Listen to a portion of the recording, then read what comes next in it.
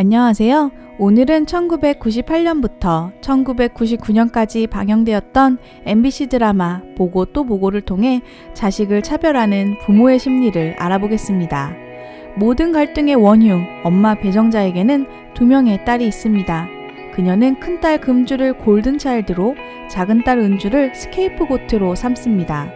골든차일드는 완벽한 존재로 부모의 이상을 실현해주는 존재이며 다른 한 명은 스케이프고트로 문제와 갈등을 일으키는 존재로 부모의 수치심을 대신 떠안는 존재입니다. 안타깝게도 이 역할은 자녀의 타고난 재능이나 성품이나 객관적인 외모나 실력 등과는 전혀 상관이 없으며 자녀가 노력한다고 하여 바뀔 수 있는 것도 아닙니다.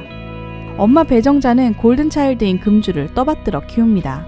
예쁘고 똑똑한 금주는 명문대학 국문과를 졸업하고 대학원에 다니며 작가를 꿈꿉니다.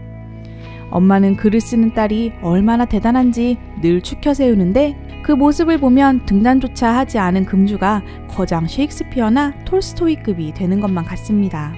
하지만 이런 금주의 승승장구는 단지 금주만의 노력 덕은 아닙니다.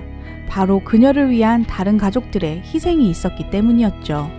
형편이 어려웠지만 금주는 자신만의 꿈을 키우며 반백수로 오랜 시간 살 수 있었습니다. 하지만 동생인 은주의 사정은 달랐습니다.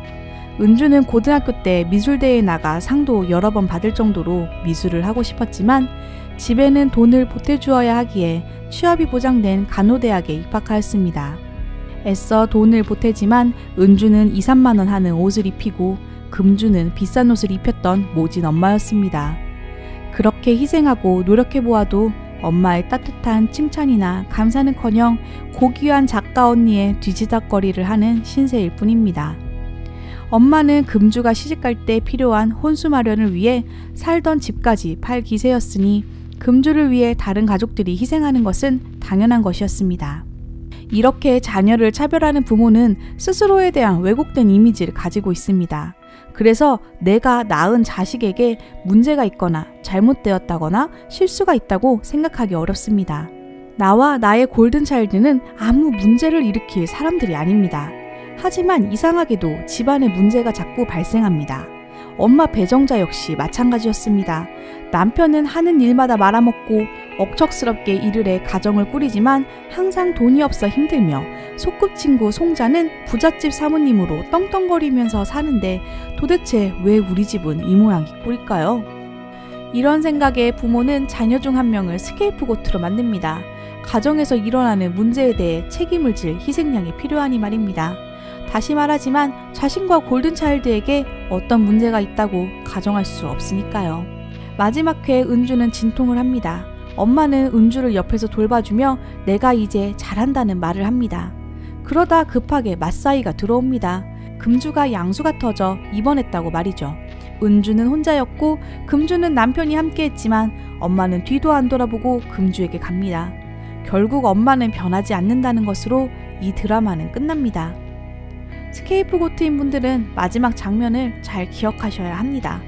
내가 이미 스케이프고트라면 얼마나 간절하게 부모의 사랑과 인정을 원하든지 혹은 얼마나 노력하든지 내가 그 위치를 스스로 바꿀 수 없다는 것입니다. 사이다로 작가는 그 시대상에 맞는 권선징악을 선물하는데요. 고생하고 일만한 은주에게는 아들을, 남에게 빌부터 손 하나 까딱 안 하며 요령 부리며 산 은주에게는 딸 2명을 낳게 하는 것으로 확실한 상과 벌을 주며 끝납니다. 이런 권선징악이 현실에서 일어나진 않겠고 지금 시점에서는 이게 벌이라고 보이진 않네요. 하지만 21세기 은주들에게 은주는 여전히 많은 힌트를 주고 있습니다. 그녀는 그토록 평생 간절하게 바랬던 친정엄마로부터의 애정은 포기하였지만 그 대신 남편과 시어머니의 사랑을 마음껏 누리며 사는 것으로 나옵니다. 새로운 가족들의 지지로 포기하였던 꿈도 찾고요. 우리도 나를 존중하고 있는 그대로 포용해줄 수 있는 사람에게 곁을 내어줍시다. 나를 평가절하하고 상처 주고 이용하는 사람으로부터 보호할 의무는 나 자신에게 있습니다. 감사합니다.